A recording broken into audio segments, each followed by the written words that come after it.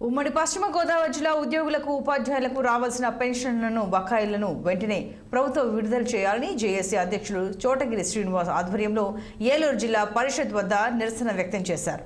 ఈ సందర్భంగా జేఏసీ నాయకులు మాట్లాడుతూ leaves, GPF, AP, GL medical bills, DA, PRC ఉద్యోగులను దోచుకున్న డబ్బును సుమారు 23,000 కోట్ల రూపాయలను రాష్ట్ర ప్రభుత్వం వెంటనే విడుదల చేయాలని డిమాండ్ చేశారు।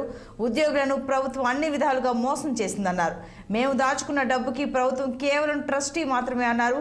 ఫిబ్రవరి 27వ తారీఖున చలో విజయవాడ కార్యక్రమాన్ని విజయవంతం చేయాలన్నారు। దశల వారీగా సాగుతున్న ఈ ఉద్యమాన్ని తీవ్రతరం చేసి ప్రభుత్వం దిగి వచ్చేంత వరకు ఈ ఉద్యమాన్ని కొనసాగుతుందని హెచ్చరించారు చోటగిరి శ్రీనివాస్।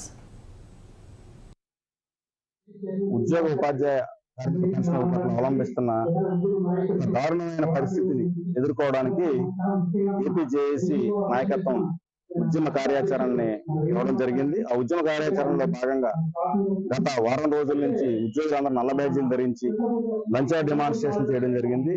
అలాగే తాలూకా హెడ్ క్వార్టర్స్ లో ధర్నా చేయడం జరిగింది। ఈ రోజు ఉమ్మడి పశ్చిమ గోదావరి జిల్లా కేంద్రాన్ని ఏలూరు కలెక్టరేట్ వద్ద ఒక మహా ధర్నాని మరి ఉద్యోగ ఉపాధ్యాయ పెన్షనర్ అందరితో నిర్వహించడం జరిగింది। ఉద్యోగుల్లో ఒక రకమైన ఆవేదన ఉన్నది।